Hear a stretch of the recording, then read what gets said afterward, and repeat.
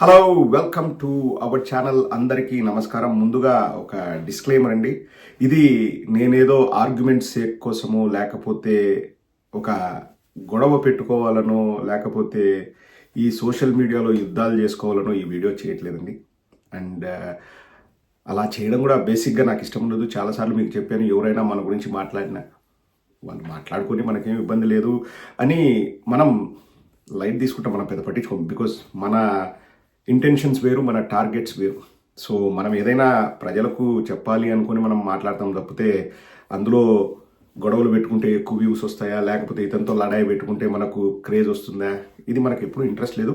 So నిన్న నాకు 1:46 మా యూకే టైంలో ఒక సోదరుడు అమెరికాలో ఉంటారు, నాకు వెరీ వెరీ క్లోజ్ బ్రదర్, అతను మెసేజ్ పెట్టాడు, అన్న యువర్ వీడియో ప్లేడ్ అని చెప్పేసి ఒక వీడియో పెట్టి ఆ వీడియోలో మీ వీడియో ప్లే అయిందని పెట్టారు. ఏంటి ఆ వీడియో అంటే, అసలు ఎమ్మెల్సీగా అర్హత ఏంటి, all about Shri Konidela Nagababu MLC AP అని పెట్టి the Shri Konidela Nagababu deserve MLC position in Andhra Pradesh అనేది ఒక క్యాప్షన్ పెట్టారు.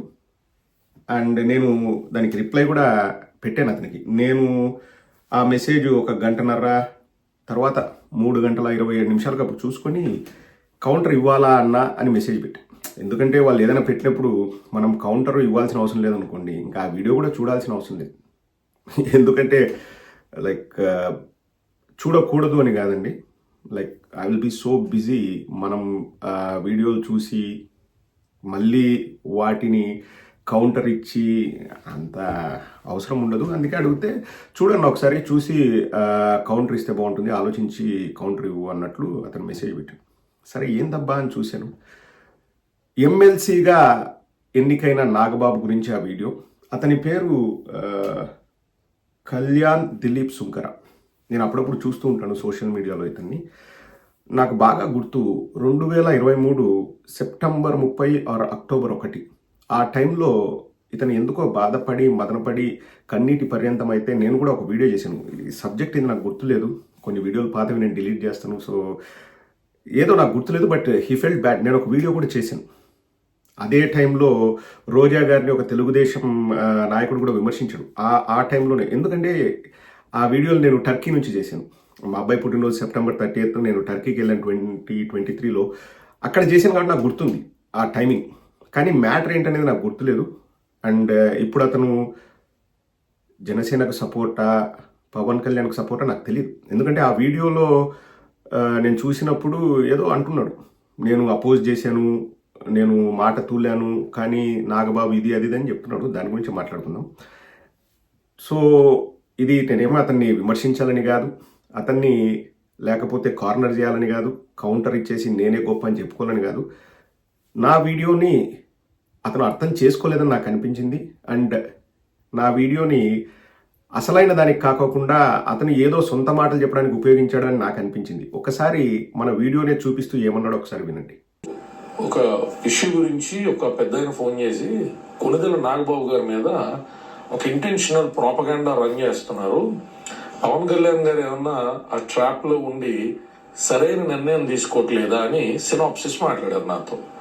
నిన్న ఒక జూమ్ కాల్ లాంటిది జరిగింది కొంతమంది ఎన్ఆర్ఐ మిత్రులతో.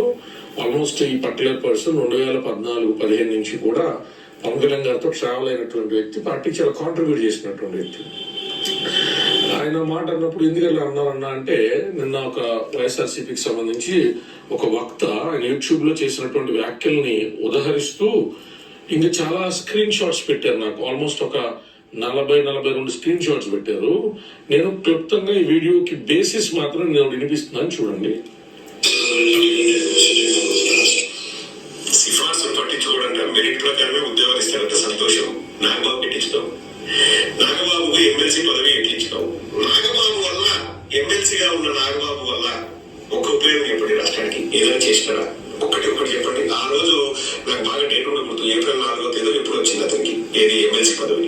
ఒక రోజు వచ్చినాడు, ఒక అన్నా క్యాంటీన్ అనుకుంటా, లేకపోతే ఒక ఏదో ఒక హాస్పిటల్ ఏదో ఒకటి రెండు ఓపెన్ చేసినాడు వచ్చినప్పుడు. తర్వాత మధ్యలో వీళ్ళ సభకు ఏదో అనుకోవడానికి వచ్చినాడు నాగబాబు. ఇంకా తర్వాత ఈ 6 నెలల్లో ఆంధ్రప్రదేశ్ రైల్వే చూడలేదు, ఏవో పిచ్చి ప్రోగ్రామ్ చేసుకుంటా ఎక్కిల్ నవ్వులు నవ్వుకుంటా నవ్వుతున్నాడు. మరి పవన్ కళ్యాణ్ నిన్ను సూటిగానే ప్రశ్నిస్తున్నాడు. నువ్వు మెరిట్ ప్రకారం ఉద్యోగాలు ఇచ్చడమో లేకపోతే పదవులు ఇవ్వడమో చేస్తే నాగబాబుకు ఎందుకు ఇస్తావు? అది కుటుంబ పాలన కదా? కాదండి, కుటుంబాలు కాదు. ఒక ఆయన కొంత హేళన దూరంలో మాట్లాడారు. కొన్ని స్క్రీన్ షాట్స్ కూడా నేను చూశాను. సో టాపిక్ అదండి. నిన్న పవన్ కళ్యాణ్, నిన్న కాదు మొన్న ఎక్కడో మెరిట్ ప్రకారమే ఉద్యోగాలు ఇస్తాము, రికమెండేషన్స్ పెడితే మేము ఇవ్వము అంటే, సరే అబ్బా రికమెండేషన్స్ పెడితే ఉద్యోగాలు ఇవ్వవు అంటున్నావు కరెక్టే, ఏ ప్రాతిపదికన నాగబాబుకి ఇచ్చావు? అది కుటుంబ పాలన కాదా? సరే ఇచ్చావే అనుకో. ఇక్కడ మళ్ళీ నేను ఒక విషయం చెప్తున్నానండి, మీరు వెనక్కి వినండి. ఎమ్మెల్సీగా నాగబాబు వల్ల రాష్ట్రానికి ఒరిగిందేమిటి? అది నా పాయింట్. నా పాయింట్ వచ్చేసి అది. కానీ ఈ సోదరుడు ఏం పేరు, కళ్యాణ్ దిలీప్ సుంకర, ఈ సోదరుడు మాట్లాడింది నాగబాబు గ్రేటు, నాగబాబు చాలా చేశాడు పార్టీకి, పీఆర్పీకి చేశాడు, జనసేనకు చేశాడు, నాకు ఏదో ఇష్యూ అయితే ఏదో నేను గన్నుతో కలిస్తే ఫస్ట్ నాకు ఫోన్ చేసింది నాగబాబు, షూ వేసుకొని రమ్మంటాడు, అంటే ఏది మన జిమ్ షూ వేసుకొని రమ్మంటాడు, జిమ్ చేయమంటాడు, ఫిట్నెస్ గురించి పట్టించుకుంటాడు, అది ఇది అని చెప్పాడు. సరే, ఇది జనసేనకు నాగబాబు ఏం చేశాడు అన్నది పాయింట్ కానే కాదు. ఒకటి, నాగబాబుకి అంతమందిలో ఎమ్మెల్సీ సీట్ ఇవ్వడం కుటుంబ పాలన కాదా? రెండవది, 7 నెలలుగా నాగబాబు రాష్ట్రానికి ఏం చేశాడు అన్నది నా పాయింట్. ఎమ్మెల్సీగా నాగబాబు, జనసేన నాయకుడుగా నాగబాబు కాదు, క్యూఆర్ కోడ్లు పెట్టి డబ్బులు కలెక్ట్ చేసే నాగబాబు కాదు, పీఆర్పీకి సేవ చేసిన నాగబాబు కాదు, బాలకృష్ణ తిట్టిన నాగబాబు కాదు, లేకపోతే తెలుగుదేశాన్ని తూలనాడిన నాగబాబు గురించి నేను మొన్న మాట్లాడలేదు. టాపిక్ అది కానే కాదు. యాదృచ్ఛికంగానో లేకపోతే నాగబాబు పుట్టినరోజని ఈ వ్యక్తి వీడియో చేసాడో నాకు తెలియదు, కానీ నిన్ననే నాగబాబు పుట్టినరోజు అంట. ఒకటి, నాగబాబు గారికి బిలేటెడ్ హ్యాపీ బర్త్డే. అండ్ రెండోది, నా వీడియోలు చూసిన జనసేన వాళ్ళకి ఏదో ఎన్ఆర్ఐస్ ఉన్నారు కదా, వాళ్ళకు కూడా థ్యాంక్స్ చెప్తున్నాను నా వీడియోస్ చూసినందుకు. So no issues about that. ఇక్కడ నేను ఈ సోదరుడికి అర్థమయ్యేలాగా చెప్పాలని చెప్పేసి చేస్తున్నాను. ఇది మళ్ళీ చెప్తున్నాను కదండి, కౌంటర్ అది ఇది కాదు. తర్వాత అతను ఏదైనా మాట్లాడినా మనం పట్టించుకునేంత టైం ఉండదు, మనకు అవసరం కూడా ఉండదు. ఇక్కడ నేను అతని బ్యాక్గ్రౌండ్ కనుక్కుంటే అతను న్యాయవాదిగా ఉన్నాడు, ప్రాక్టీస్ చేస్తున్నాడు అనేది నాకు తెలిసింది. ఇప్పుడు అతనికి అర్థమయ్యేలాగే నేను చెప్తున్నాను. 7 నెలల్లో నాగబాబు ఏం చేశాడు అన్నది ప్రశ్న.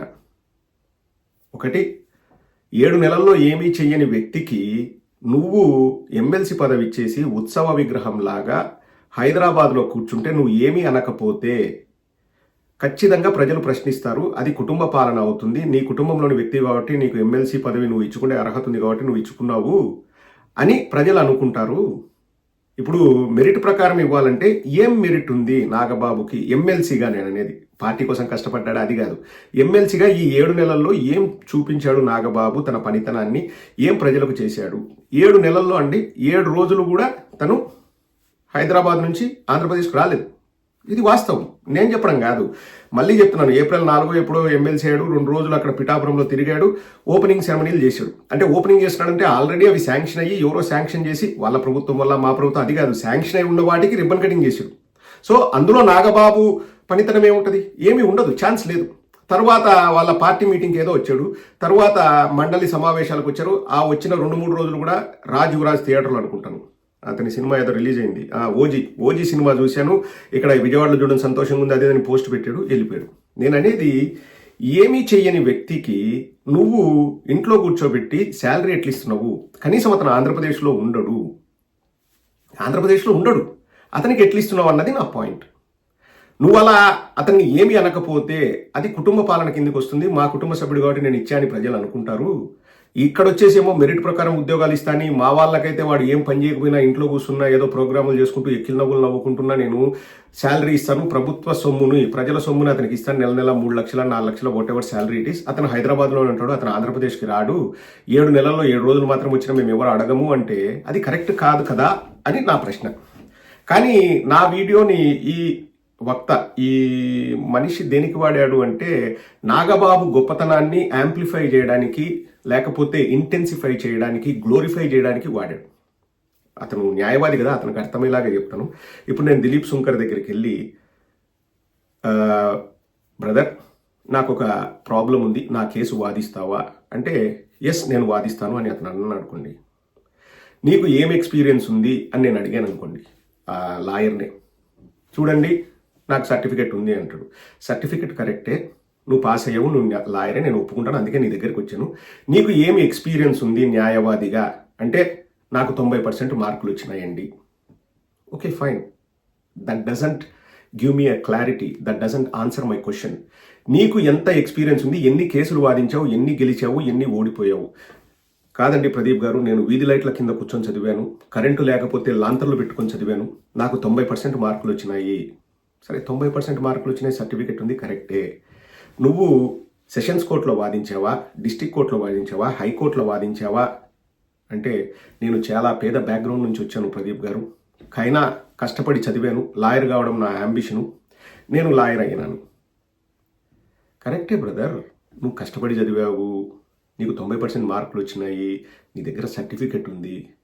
నాకు నువ్వు నమ్మకం కలిగించాలంటే నువ్వు ఏదైనా కేసులు వాదించావా, నీకు ఎక్స్పీరియన్స్ ఉందా? నీ ఎక్స్పీరియన్స్ గురించి నేను అడుగుతున్నాను. నీ సక్సెస్ రేట్ ఎలా ఉంది, నీ ఫెయిల్యూర్ రేట్ ఎలా ఉంది, ఏం కేసులు వాదించావు?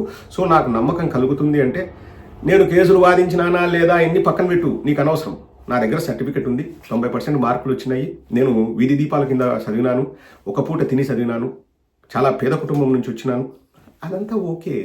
కానీ అది కేసులు వాదించడానికి నాకు నమ్మకం కలిగించట్లేదు. ఎక్స్పీరియన్స్ ఏముంది? నువ్వు లాయర్గా ఏం చేసావు, నువ్వు లాయర్ ఎలా అయ్యావు కాదు, లాయర్గా ఏం చేసావు చెప్పు అంటే లేదు లేదు నీకు అది చెప్పను, నేను బ్యాక్గ్రౌండ్ చెప్తా అన్నట్లు మాట్లాడాడు ఈ సోదరుడు. నాగబాబు ఇంత కష్టపడ్డారు పిఆర్పి కోసం, అంత కష్టపడ్డాడు జనసేన కోసం, మమ్మల్ని అందరినీ అప్రమత్తం చేశాడు, సమాయత్తం చేశాడు, మమ్మల్ని ఎంకరేజ్ చేశాడు, ఇవన్నీ ఓకే ఫైన్. నేను నాగబాబు మీ పార్టీకి ఏం చేశాడని నేను అడగట్లేదు, నాగబాబు ఎమ్మెల్సీగా ఏం చేశాడు అని నేను అడిగాను. ఎమ్మెల్సీగా నాగబాబు ఏం చేశాడు అని అడిగాను. సో అతను ఒక 20 నిమిషాలు నాగబాబుని పొగిడాడు. అతను ఇప్పుడు పార్టీలో ఉన్నాడో లేదో నాకు తెలియదు, తెలుసుకోవాల్సిన అవసరం కూడా నాకు లేదు. పొగిడితే సంతోషమే, నేను దాని గురించి ఎక్కడ అనట్లేదు. కానీ నా వీడియోని రాంగ్ రీజన్ కోసం యూజ్ చేసుకున్నారు అని చెప్పడమే నా ఉద్దేశం. ఇక్కడ మళ్ళీ నేను ఒకటే ప్రశ్న అడుగుతున్నాను. ఒకవేళ ఆ సోదరుడు చెప్పగలిగితే ఎమ్మెల్సీగా ఏం చేశాడు, 7 నెలల కాలంలో ఒక ఏదైనా రికార్డ్ ఏమన్నా ఉందా, ఈ 7 నెలల్లో నాగబాబు ఇది చేశాడని? నాకు తెలిసినంత వరకు 7 రోజులు కూడా ఆంధ్రప్రదేశ్లో లేడు, హైదరాబాద్లోనే ఉన్నాడు.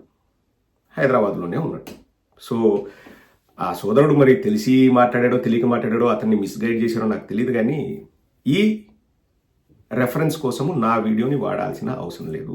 అండ్ నాగబాబుకి ఎమ్మెల్సీ ఇన్ని రోజులు ఏం పర్ఫామ్ చేయని నాగబాబు నువ్వు ఏం అనట్లేదు అంటే కుటుంబ పాలనని మేము అనుకోవాలని నేను ప్రశ్నించాను. కానీ నాగబాబుకి ఎందుకు ఇచ్చినామని నేను అన్నది. ఎందుకంటే ఎంతోమంది పనికిమాలిన వెధవులు బ్యాక్ డోర్ నుంచి అడ్డదారులు దొక్కి ఇంకా ఏమి చేతగానోళ్ళు కూడా ఎమ్మెల్సీలు ఎమ్మెల్యేలు అయినారు. ఆ చరిత్ర ఉంది. కొత్తగా నేను వచ్చి నాగబాబును విమర్శించేది ఏముంది దాంట్లో? ప్రతి అడ్డమైనోడు దారులు వెతుక్కుంటారు, అడ్డదారులు వస్తారు, ఇంకా వెధవలు గొర్రెలు సన్నాసులు వాళ్ళు కూడా ఎమ్మెల్సీలు ఎమ్మెల్యేలు అయినారు.